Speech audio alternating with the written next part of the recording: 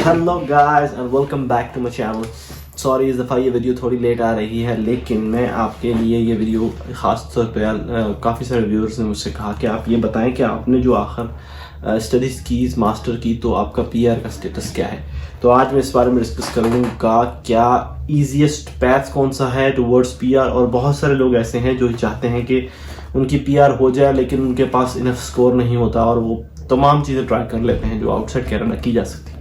तो मेरा केस भी सेम है, मैंने भी इस तरह किया था कि मैं भी पहले आउटसाइड कनाडा ट्राई करता रहा कि किसी तरीके से इमिग्रेशन हो जाए, लेकिन मेरे स्कोर जो है वो इनफ नहीं था। तो मैं आज ये आपसे डिस्कस करूँगा कि वो लोग जिनका स्कोर जो है वो इतना नहीं होता कि उनको इमिग्रेशन 468 CR स्कोर पे उनको इमिग्रेशन मिल जाए, तो उसके लिए मैं आपको बताऊंगा कि कौन से 10 स्टेप्स हैं जिनके ऊपर चल के आप जो है वो हासिल कर सकते हैं पीआर।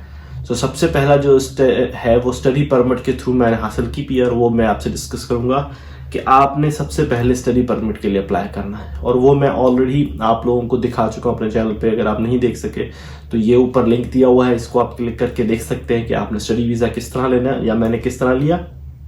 नंबर 1 स्टेप ये है, क्योंकि अगर आपका स्कोर पूरा नहीं है और आप नहीं ले सक रहे तो आपको या तो स्टडीज़ इन कनाडा चाहिए या आपके सिबलिंग्स बहुत सारे लोगों के नहीं होते, रिलेटिव्स नहीं होते ऐसे ब्लड रिलेशन, और नंबर 2 या तो आपने काम किया हो। तो ये जब 3 कंडीशंस नहीं है, अगर आपके पास स्टडी कनाडा की नहीं है, आपके पास वर्क एक्सपीरियंस कनाडा का नहीं है और आपका कोई सिबलिंग या रिश्तेदार वहाँ नहीं रहता, तो आपको ये ज़रूर जो है वो इन फैक्टर्स में से किसी एक को लेना है अपना स्कोर लेकर। अगर आप विलिंग हैं, अगर आप इतने ज़्यादा क्या नाम है कंसिस्टेंट हैं अपने गोल में कि आप चाहते हैं कि मैंने किसी भी कीमत पर हासिल करना है, ये रास्ता महंगा ज़रूर है। 2 रास्ते हैं, एक डायरेक्ट इमिग्रेशन के थ्रू है, एक स्टडी के थ्रू है। जो ये तरीका है वो महंगा ज़रूर है, नो डाउट। इसमें आपका बहुत पैसा लगेगा, टाइम लगेगा, मेहनत लगेगी, लेकिन ये आपके स्कोर को बहुत बहुत ज़्यादा इम्प्रूव कर देगा और आपको इजीली इमिग्रेशन मिल सकती है अगर आपने ये रास्ता अख्तियार किया।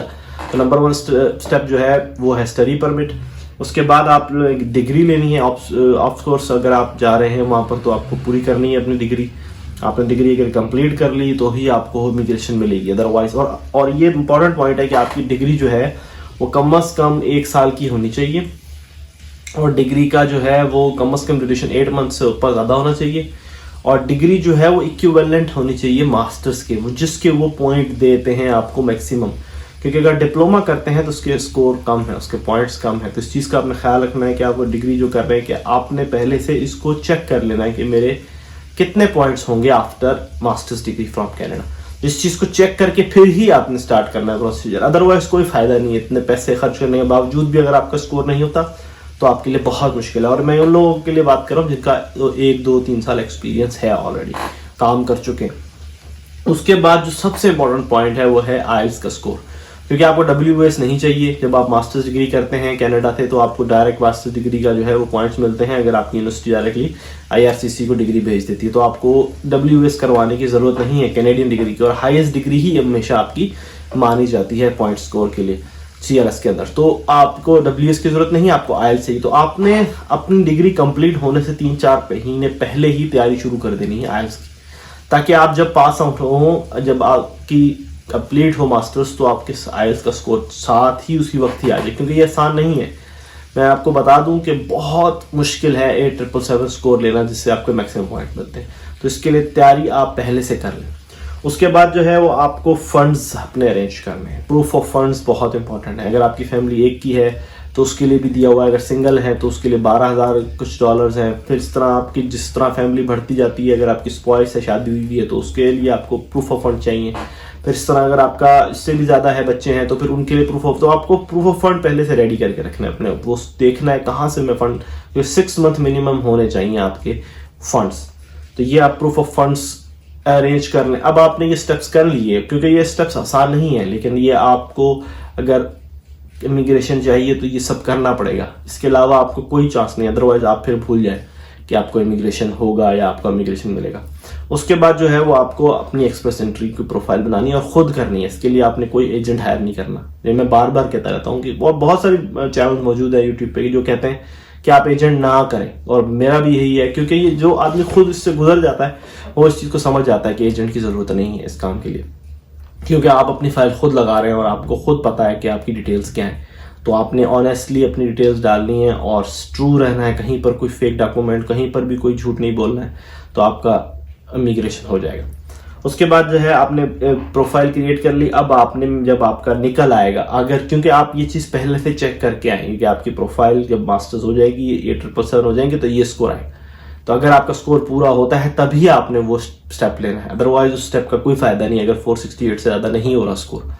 तो 468 अगर होता है तो फिर आपने ड्रॉ में जो भी नेक्स्ट है, उम्मीद है कि नेक्स्ट ड्रॉ में आपका निकल आएगा, और उसमें आप जो है वो उसके बाद आपको पुलिस क्लियरेंस जिन जिन कंट्रीज में आप रहे हैं वो चाहिए, और उसके बाद आपने मेडिकल कराना है, अपना है, वाइफ का है, जो भी है जो आपके, और उसके बाद आपने ये सारे डॉक्यूमेंट के बाद आपने बायोमेट्रिक्स देना है। उम्मीद है अगर आपने स्टडी वीज़ा लिया हुआ है तो आपको बायोमेट्रिक्स की जरूरत नहीं पड़ेगी अगर आप सिंगल है। अगर आपकी वाइफ है तो उनको बायोमेट्रिक्स की जरूरत पड़ेगी अगर वो नहीं है कनाडा।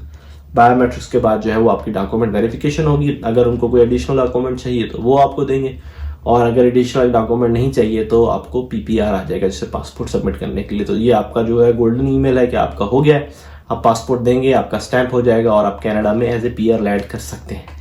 अगर आप कनाडा में मौजूद हैं, आप स्टडी में आए हैं और आप वापस नहीं गए, तो आपको जो है वहाँ पर ही आपका स्टेटस चेंज हो जाएगा।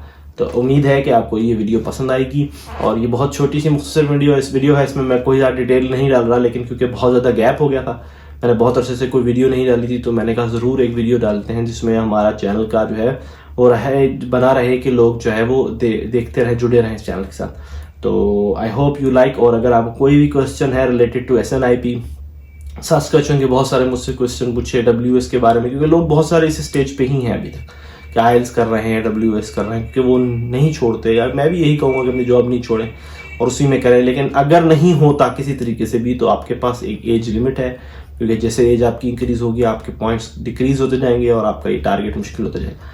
तो मैं उम्मीद करता हूँ कि ये हेल्प करेगी। और नेक्स्ट वीडियो जो मैं लेके आना चाहता था वो था पोस्ट ITA का खर्चा, वो मैं वीडियो पे काम कर रहा हूँ, तो वो मैं जल्द आपको दिखाऊंगा कि ITA आने के बाद आपने क्या स्टेप फॉलो करने हैं और किस तरह जो है कितना खर्चा आता है और किस तरह आप डॉक्यूमेंट सबमिट करने हैं।